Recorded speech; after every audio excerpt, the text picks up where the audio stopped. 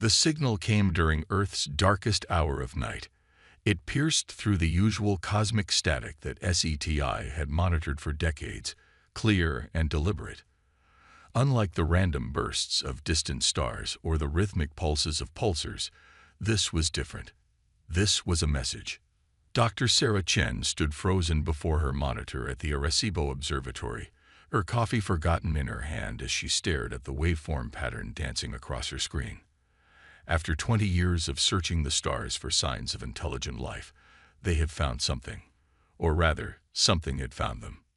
The message was elegant in its simplicity, transmitted in basic mathematical sequences that any spacefaring civilization would understand. But it was its content that sent chills down Sarah's spine. Help us. You are our last hope. What made the transmission even more extraordinary was its origin. It came from the Asteri Confederation, an advanced alien civilization that had dismissed humanity as primitive barely a century ago when their scout ships first detected Earth's radio signals. The Asteri, with their crystalline ships and mastery over dark energy, had deemed humanity too primitive for contact. Now they were begging for help. Within hours, observatories worldwide confirmed the signal's authenticity. The message repeated, growing more urgent with each transmission. The Asteri weren't just asking for help, they were running from something. General Marcus Torres of the United Earth Defense Force stood before the Emergency Council, his weathered face illuminated by the holographic display of the Asteri transmission. "Ladies and gentlemen," he began, his voice steady despite the gravity of the situation. "What we're about to share will reshape humanity's place in the galaxy." The council chamber, hidden deep beneath the Rocky Mountains, fell silent. Representatives from every nation watched as Torres activated another hologram, this one showing the rapid collapse of Asteri space. Entire star systems were going dark, not just failing but completely vanishing from their sensors. "The Asteri, for all their advanced technology, are falling," Torres continued. "Whatever force they're facing, it's unlike anything they've encountered in their 50,000 years of space travel. And now, they're turning to us. The very species they once dismissed as primitive." Dr. Chen, invited to the council as Earth's leading xenocommunications expert, stepped forward. "The Asteri are abandoning their core worlds. Based on their transmission patterns, they're sending refugee ships to the edges of their territory. But they're running out of places to hide. And they think we can help." The Chinese representative's skepticism was evident. "We barely have colonies on Mars." A slight smile crossed Torres's face. "That's what they think. That's what everyone thinks." He pressed another button, and the hologram shifted to show something that made even Dr. Chen gasp. Massive underground facilities spanning continents, hidden fleets of ships unlike anything humanity had publicly acknowledged. "For the past century, while the galaxy ignored us, we prepared," Torres explained. "We learned from being underestimated. Every alien scout ship that passed us by, every dismissive assessment of our capabilities. It gave us time. Time to build, to innovate, to prepare for the day when the galaxy would need us." The chamber erupted in murmurs as Torres revealed humanity's secret. While the world thought their space program was limited to a few Mars colonies and lunar bases, the United Earth Defense Force had been building something far more substantial. Underground shipyards stretched beneath the Sahara, hidden fleet bases lurked beneath the Pacific's depths, and weapon systems beyond anything the public could imagine waited in secret orbital platforms disguised as debris. "We are not the primitive species the Asteri dismissed," Torres declared. "We are humanity. We evolved on a death world, survived multiple extinction events, and turned our harsh environment into a cradle of civilization. We've spent a century preparing for a threat we knew would one day come. The galaxy's about to learn why you don't underestimate humans." As if in response to his words, another transmission cut through Earth's communications. The Asteri message was no longer just a plea, it was a warning. Whatever force had devastated their civilization had followed their refugee ships. It was coming. Dr. Chen's hands flew over her console, decoding the new transmission. Her face paled as the message became clear. "General," she said, her voice barely a whisper, "they're saying we have less than a month before it reaches our solar system." Torres straightened his uniform, his expression hardening with determination. "Then it's time to show the galaxy what humanity can do. Send word to all UEDF facilities.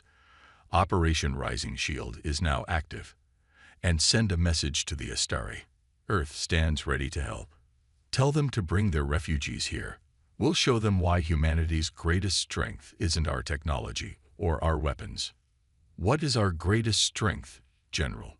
one of the council members asked. Torres looked at the hologram showing the approaching darkness that had consumed so much of Astari space. "Our greatest strength is that we never learned to quit. We never accepted our limitations, and we never, ever stopped fighting for survival." As the council chamber burst into activity, Dr. Chen looked at the stream of incoming Astari transmissions. The supposedly superior civilization that had once dismissed humanity was now running to them for protection. The galaxy was about to learn a crucial lesson. Never underestimate a species that had turned survival into an art form. The first Astari ships would arrive within days, and with them would come the greatest test humanity had ever faced. But for the first time in galactic history, Earth wasn't just another primitive world waiting to be judged by advanced civilizations. Earth was the last line of defense, and humanity was ready to show the galaxy exactly what they were capable of. The first Astari ships appeared on the edge of the solar system, like shattered crystals catching sunlight. Their once magnificent vessels, renowned across the galaxy for their elegant design, now bore the scars of desperate flight. Massive crystalline ships limped toward Earth, their hulls cracked and their energy signatures fluctuating wildly. Admiral James Chen, Dr. Sarah Chen's brother and commander of Earth's hidden Pacific Fleet, watched the approaching refugees from his underwater command center. The facility, concealed beneath the Mariana Trench, was one of humanity's best-kept secrets. Through quantum-enhanced sensors, he observed the Astari fleet's approach. "How many?" he asked his tactical officer. 317 ships, sir, mostly civilian vessels. We're detecting approximately 2 million refugees aboard." The officer paused, checking another reading. "Sir, their life support systems are failing. Many ships are running on emergency power only." James nodded, his expression grim. "Begin Operation Sanctuary. Alert all hidden bases from Luna to Mars. It's time to show our guests what humanity has been building all these years." Across the solar system, humanity's hidden infrastructure awakened. Massive space stations, previously cloaked and disguised as asteroid clusters, revealed themselves. Orbital shipyards emerged from their camouflage, and defense platforms positioned throughout the asteroid belt powered up their systems. The Astari fleet's approach slowed as their sensors detected these revelations. Their communication channels erupted with surprised chatter. The primitive humans they had dismissed a century ago had built all this in secret. Aboard the leading Astari vessel, High Commander Lyra Telvar stood in stunned silence. Her people's prejudices about humanity crumbled as she watched the transformation of the solar system around her. Where they had expected to find a barely spacefaring civilization with a few primitive colonies, they instead discovered a system bristling with advanced technology. A transmission cut through their confusion. "Astari Refugee Fleet, this is Admiral James Chen of the United Earth Defense Force. Welcome to Sol System. We've prepared safe harbor for your people. Please follow the provided coordinates. Our medical teams stand ready to assist." Lyra's hands trembled as she accepted the transmission. "Admiral Chen, this is unprecedented. We had no idea your civilization had advanced so far. Why did you hide all this?" James's response carried a hint of wry amusement. "High Commander, when the galaxy decides you're primitive, it's amazing what you can build while no one's watching. Now let's get your people to safety. We can discuss the philosophy of underestimation later." The rescue operation unfolded with precision that spoke of years of preparation. Massive hangar bays opened within the lunar surface, revealing sprawling cities built in anticipation of just such an emergency. Space elevators, hidden beneath holographic camouflage, extended from Earth's surface to orbital stations that could house hundreds of thousands. Dr. Sarah Chen coordinated with Asteri medical teams, discovering that humanity's medical technology had advanced in ways that stunned their guests. While the Asteri had focused on crystal-based biotechnology, humans had developed nanomedicine that could adapt to any species' biology. "Your medical technology is remarkable," an Asteri physician admitted as they worked together in one of the lunar medical facilities. "How did you achieve this level of advancement without anyone noticing?" Sarah smiled as she calibrated a nanomed injector. "We learned early on that being underestimated was an advantage. While the galaxy's eyes were elsewhere, we poured everything into development. Every resource, every breakthrough, all hidden away until needed." But amid the rescue operations, urgent reports continued to flood in. The force that had devastated Asteri space was moving faster than anticipated. General Torres and Admiral Chen met in the Deep Sea Command Center to review the latest intelligence. The Asteri call them the Void Collective, Torres explained, displaying intercepted sensor data, some kind of biomechanical hive mind that consumes entire civilizations. The Asteri thought their crystal technology made them invincible. They weren't prepared for an enemy that could adapt to and absorb their defenses. James studied the data, his expression thoughtful. "But we've been preparing for everything. Show me the latest deep space scans." The holographic display shifted, showing the approaching darkness that had consumed so much of Asteri space. It moved like a living shadow, absorbing light and matter alike. But now, thanks to Earth's quantum sensors, they could see something the Asteri had missed: patterns in the chaos, weaknesses in the seemingly invincible enemy. "They're not invincible," James declared, pointing to specific data points. "They're just really good at exploiting predictable defenses. And if there's one thing humans aren't, it's predictable." High Commander Lyra joined them, still adapting to the reality that humanity had far surpassed her people's expectations. "What are you suggesting, Admiral?" James shared a knowing look with Torres before responding. "We're suggesting, High Commander, that it's time to show you why being underestimated was the greatest gift your people ever gave us. While you were perfecting your crystal ships, we were preparing for every possible threat, even ones we couldn't imagine." As if to emphasize his words, the facility's quantum sensors detected new movement at the edge of the solar system. The Void Collective had arrived sooner than expected. The true test of humanity's hidden strength was about to begin. The Void Collective emerged from the darkness between stars like an oil slick across the cosmos. Earth's quantum sensors painted a terrifying picture: a vast network of biomechanical entities moving with both mechanical precision and organic fluidity. Where the Asteri saw only darkness, humanity's hidden technology revealed the truth. The collective was a symphony of countless machines and absorbed biological matter, all moving with singular purpose. Deep beneath the Pacific, Admiral James Chen studied the sensor feeds with Dr. Maya Rodriguez, Earth's leading expert in xenobiology. The Void Collective's approach had triggered every warning system humanity had developed over the past century. "It's beautiful, in a terrifying way," Maya observed, watching the intricate patterns of the approaching swarm. "They're not just consuming civilizations, they're assimilating them. Every species they absorb adds to their complexity." The quantum imaging showed layers of technology and biological matter from dozens of fallen civilizations. The crystalline signatures of Asteri tech pulsed within the mass, already twisted and repurposed to serve the collective's needs. High Commander Lyra entered the command center, her crystalline environmental suit catching the light. "Your sensors. They can see them clearly. Our best technology could barely detect their presence until it was too late. We developed our technology differently," James explained. While the galaxy focused on perfecting singular approaches, humanity hedged its bets. "We never knew what form the threat would take, so we prepared for everything." Deep space sensors suddenly blared warnings. The Void Collective had begun its assault on the outer defense networks. But instead of the quick consumption they had demonstrated in Asteri space, they encountered something new. "They've hit the first line of quantum mines," James announced, watching the tactical display. "Now we see if our theory works." The quantum mines weren't simple explosives. They were complex devices that operated on multiple dimensional frequencies simultaneously.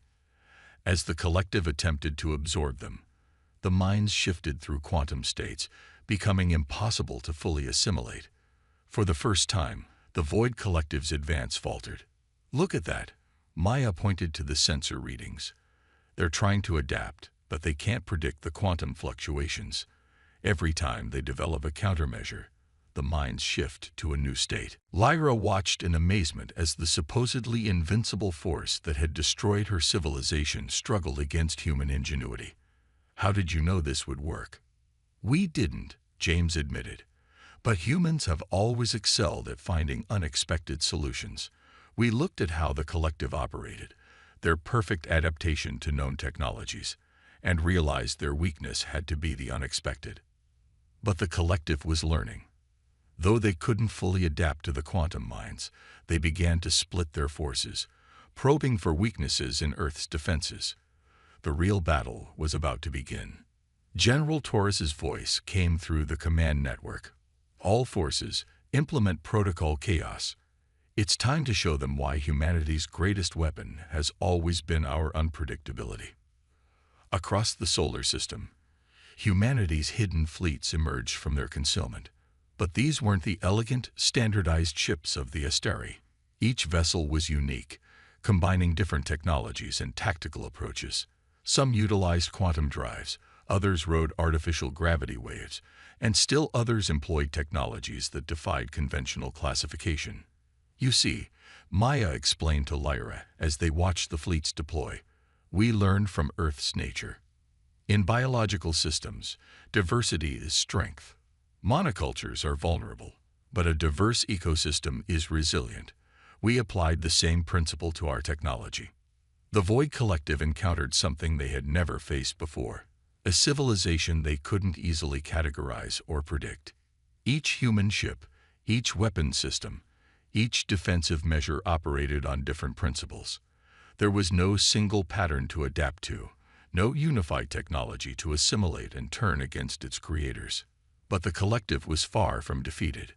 As they struggled against Earth's outer defenses, they began to reveal more of their true nature.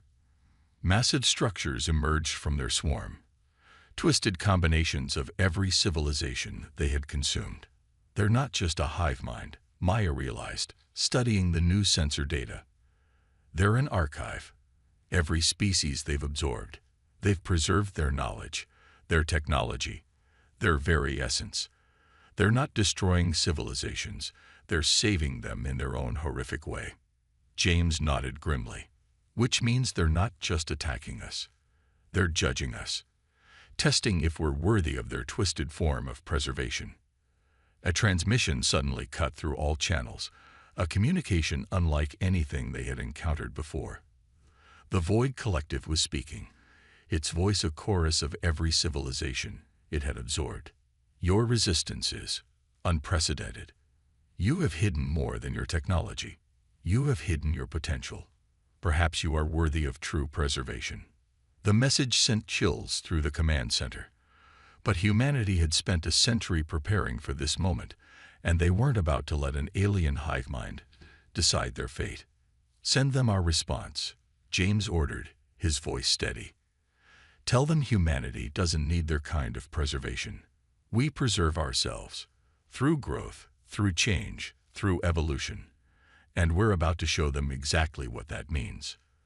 The battle for Earth's solar system unfolded unlike anything the galaxy had ever witnessed.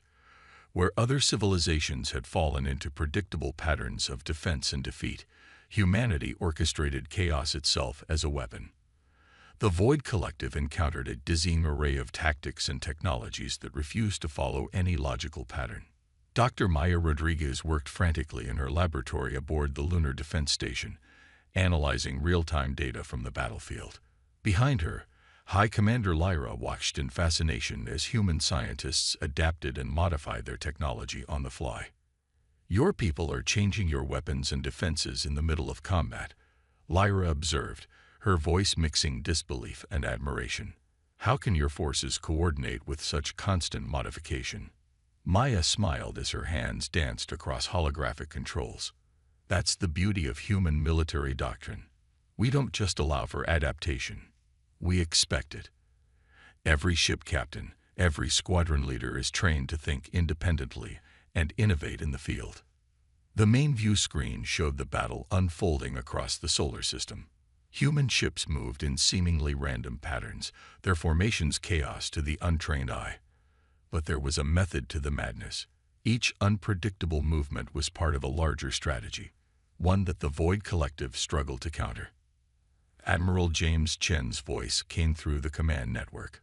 "The Collective is attacking in force near Saturn.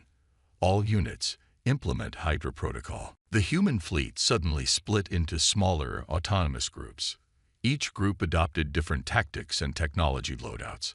Some ships reconfigured their quantum drives to generate localized time distortions. Others deployed experimental weapons that targeted the underlying fabric of space-time itself. "We noticed something about the Collective's adaptation process," Maya explained to Lyra as they watched the battle unfold.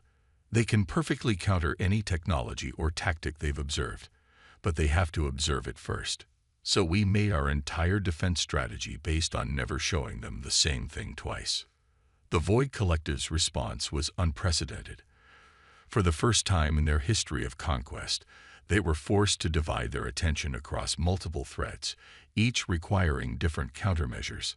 Their usual strategy of rapid adaptation and overwhelming force began to falter. In the Pacific Command Center, General Torres and Admiral Chen monitored the battle's progress. "They're starting to show signs of strain," Torres noted, pointing to sensor readings that showed disruptions in the Collective's neural network. "Their perfect coordination is breaking down." "Because they've never had to fight a war like this," James replied. "They're used to civilizations that try to perfect a single approach. But humanity." He gestured to the tactical display showing hundreds of different battle strategies playing out simultaneously. "We thrive on imperfection and adaptation." The Collective's next move surprised everyone. Instead of continuing their multi-pronged assault, they pulled back their forces and began to reconfigure. The massive swarm of biomechanical entities started to reshape itself, attempting to mirror humanity's diversity of approach. But there was a fatal flaw in their strategy. "They don't understand," Maya realized, watching the sensor feeds. "They're trying to copy our surface-level chaos, but they're missing the underlying principle. Their attempts at unpredictability are still following patterns. They're still thinking like a hive mind trying to simulate independence." Dr. Sarah Chen, who had been coordinating with Asteri refugees to integrate their crystal technology with human defenses, joined them in the command center. "We've got something. The Asteri crystals. They don't just store energy, they store information. And the Collective has absorbed thousands of them."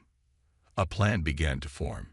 If the Collective had preserved the Asteri crystals within their biomechanical matrix, those same crystals could be used as a weapon. Not through force, but through information. Every crystal the Collective absorbed contains the complete cultural and technological history of the Asteri, Sarah explained.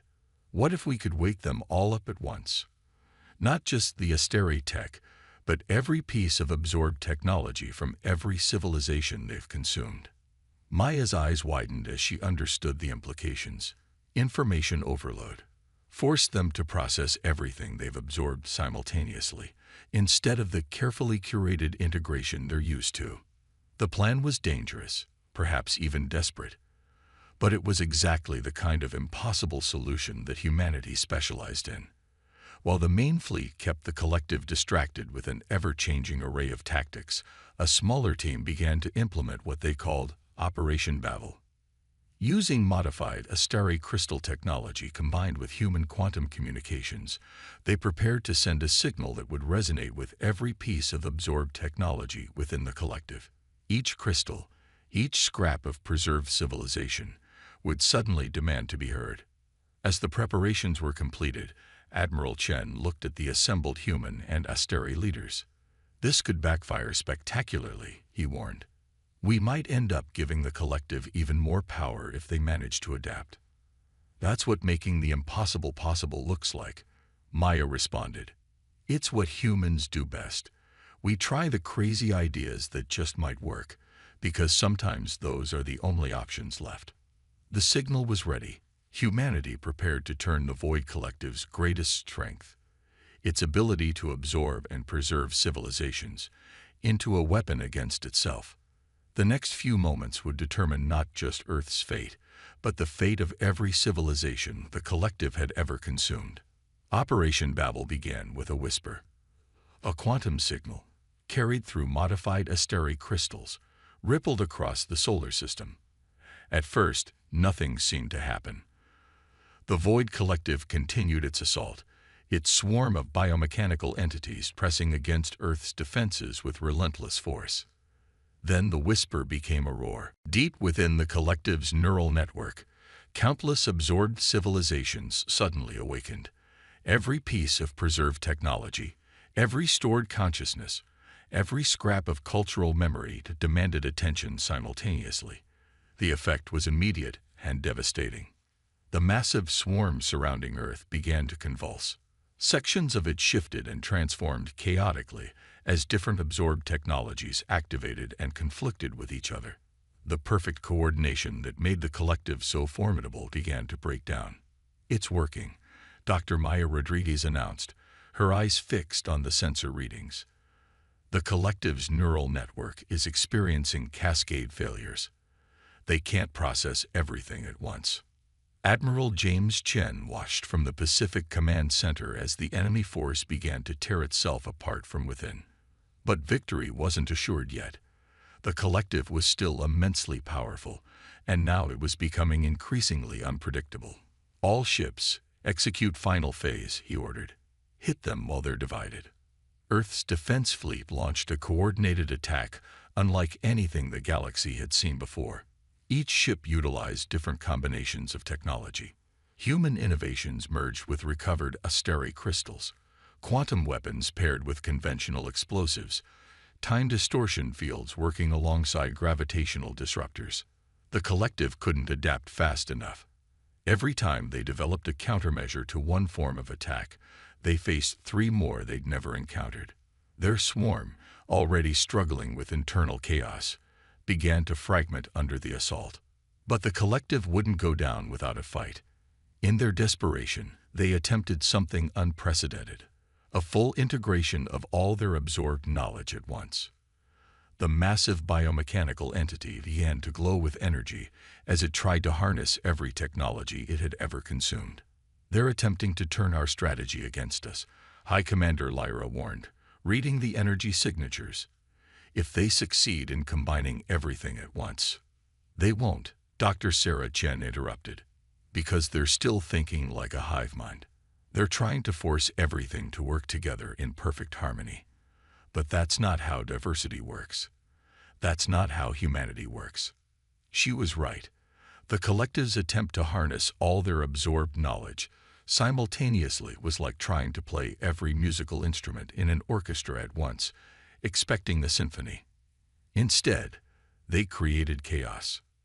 The massive entity writhed in space, its form shifting between countless configurations as absorbed technologies and consciousness fought for control. Sections of the swarm began to break away, their shared neural network failing under the strain of too much simultaneous input. Now, General Torres ordered, all ships, fire everything you've got. Earth's fleet struck from all directions, each ship using different weapons and tactics. The collective, already struggling to maintain cohesion, couldn't mount an effective defense. Their swarm began to break apart, sections of it either shutting down or breaking free entirely. As the battle reached its climax, something unexpected happened. The freed sections of the collective began to stabilize, but not as part of the hive mind. The absorbed civilizations, their consciousness and technology awakened by Operation Babel, began to reassert their independence. "They're breaking free," Maya observed in wonder. "The collective isn't just being destroyed, it's being unmade. Every civilization they absorbed is getting a chance at resurrection." The process was beautiful and terrifying to watch. The massive swarm that had threatened Earth transformed into a kaleidoscope of different technologies and entities, each reclaiming its unique identity. Among them, the distinctive crystalline formations of Asteri technology glittered as they reformed into their original configurations. High Commander Lyra watched in tears as sections of her civilization's fleet began to reconstruct themselves. "You didn't just save Earth," she said to the humans around her. "You freed everyone the collective ever consumed." The battle wasn't over. There were still hostile elements of the collective fighting to maintain control, and the process of separating and restoring absorbed civilizations would take time. But the immediate threat to Earth had been neutralized, and humanity had proven itself in ways no one could have predicted. Admiral Chen stood in the command center, watching the sensor feeds as the remnants of the collective were either destroyed or transformed. "Send word to all ships," he ordered. "Begin rescue operations for the freed civilizations, and send a message to the galactic community. Earth stands ready to help rebuild." Dr. Maya Rodriguez looked at the data streaming in from the battle zone. "The galaxy's going to be very different after this," she observed. "No one's going to underestimate humanity again." "That's not what matters," Sarah Chen replied, working alongside Asteri scientists to stabilize the free technology. "What matters is that we proved something today, not just to the galaxy, but to ourselves. Humanity's greatest strength isn't our technology or our weapons. It's our ability to face the impossible and find a way through." As Earth's ships moved to assist the newly freed civilizations, the solar system became a beacon of hope for the galaxy. Humanity had done more than survive. They had shown that diversity, adaptability, and the willingness to try the impossible were more powerful than any hive mind could ever be. The age of being underestimated was over. Humanity had earned its place among the stars, not through conquest or assimilation, but by proving that sometimes the best way to fight the darkness is to light a path for others to follow.